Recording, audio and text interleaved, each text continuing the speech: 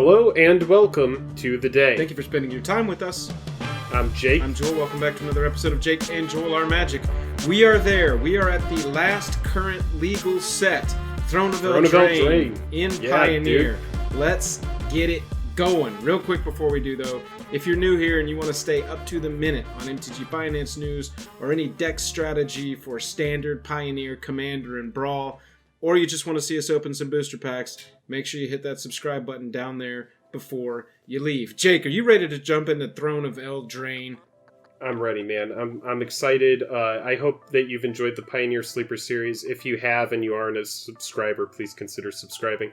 It's been a lot of fun, and we have a lot of content like this coming forward. So let's go ahead and talk about Fervent Champion. This is a card that is just absolutely bananas in my mind. It's a card that, as a player who's been playing since 2009, I immediately saw this card and I was like, this is really good, and there's a lot going on here.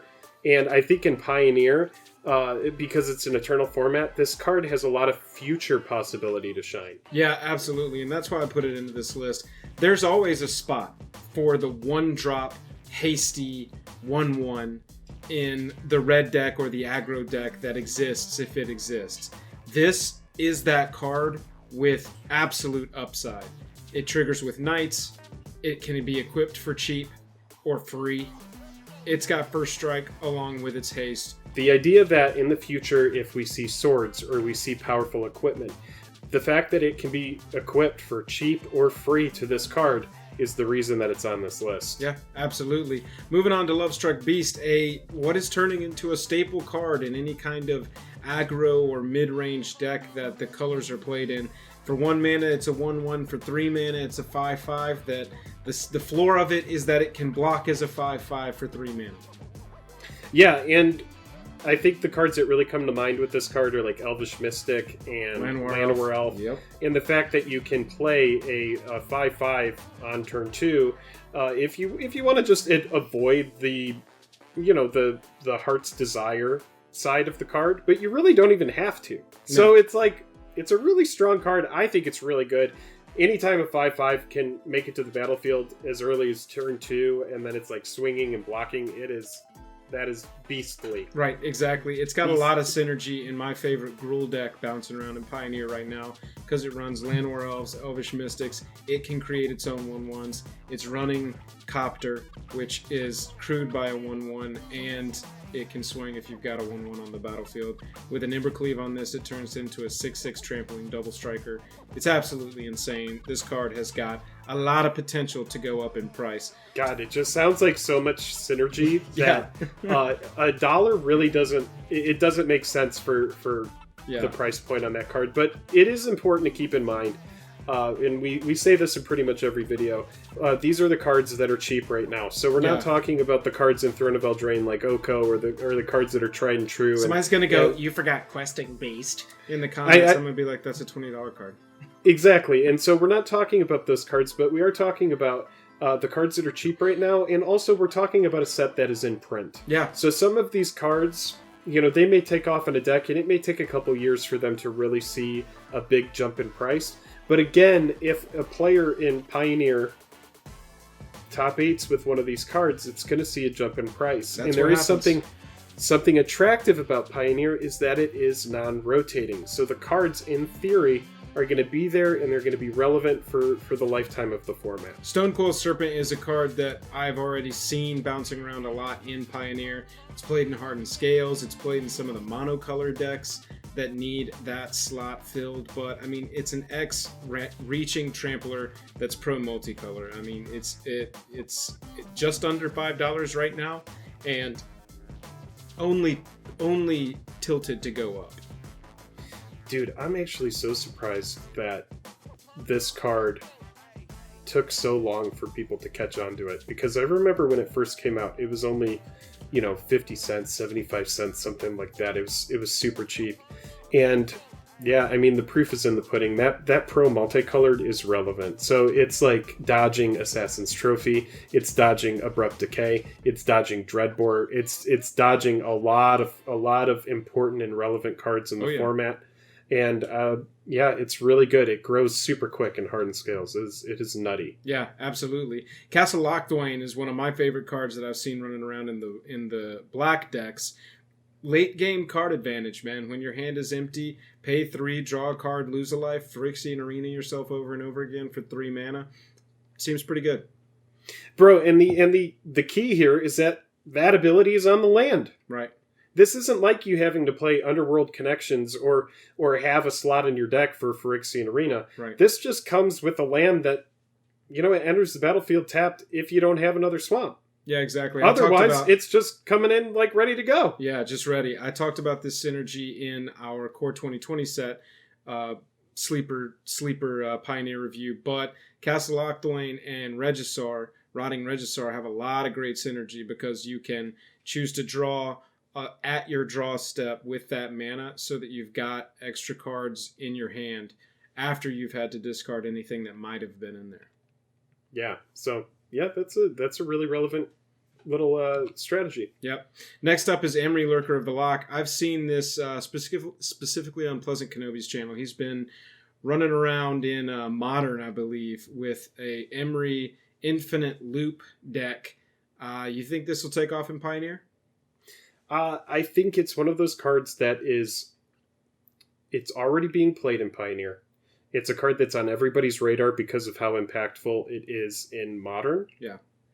And while the impact that it's going to have in Pioneer in the short term is not going to be nearly as powerful as what's going on with this card in Modern, I do believe that this card is one of those cards that, as we return to a Kaladesh or an Aether Revolt style set, or even a Mirrodin if we go back to Phyrexian or something like that.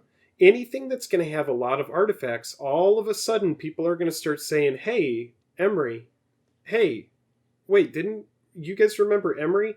And then all of a sudden in Pioneer, everybody's going to be buying Emery, and Emery's going to be the big card because all of a sudden people are thinking about Emery again. And so you just have to think there's a lot of text on this card. What it does is really, really good for its tap ability. Oh, yeah. It doesn't require mana to do it, the tap ability. Exactly. So it's just tap it, play the artifact from your yard, let's go. Yep. You're absolutely right. Fae of Wishes is next up after that. One of my favorite early decks I saw this in was Fires of Invention with Fae of Wishes so that you could go and get a card from your sideboard and cast that card for free in the same turn. I haven't seen Fires yet take off in Pioneer in a hugely meaningful way, but a toolbox deck is not that far off from being a viable thing. Yeah, that's the reason why we have Fae of Wishes. It's another one of those cards, just like Emery, that we just talked about. It's kind of like a long hold to me. And mainly for Fae of Wishes, the cards I would be targeting are like the Showcase Foils, which are super duper low. Right now, it's just a card that's not really on anybody's radar. But again, it's a fairy and a wizard, which are two very relevant creature types. And it's a wish effect. It's letting you go grab something specific. So in the right shell, in like a control style shell, this is your toolbox card, just like you said. So it's really good, and I think that it's something that in the future we're going to see more of. Oh yeah, I think so too. Charming Prince is versatility on a bear. You can either scry 2, gain 3 life, or flicker a card that's got an ETB.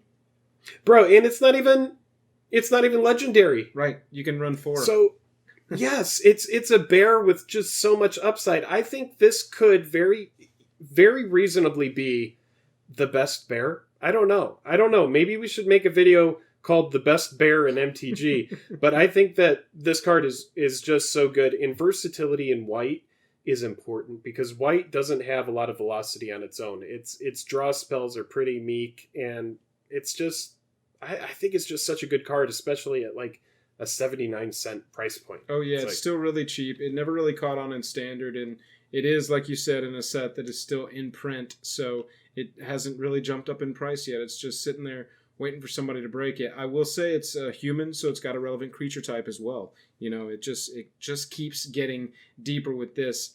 Next up is probably our collectively favorite card from Throne of Eldraine that we just can't stop talking about. Bonecrusher Giant. Bonecrusher Giant's instant is a shock with a damage can't be prevented tacked on. And it's also a 4/3 for 3 that shocks you when you target it. Yeah, I don't really know what more to say about the card. Yeah.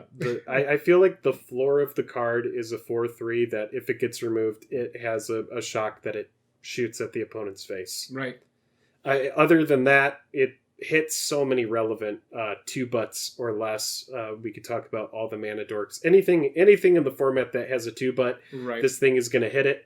And it's one of those cards that oddly... I have to be completely honest. I think more than an aggro card, I think it's actually more of like a control card. Yeah. I think it plays well in aggro, but in control, I think is where it really shines. That's exactly what I was going to say. In my playtesting with this card, and it has been extensive, you know I'm a red player at heart. I will combine red with almost any color to see if it's a relevant deck.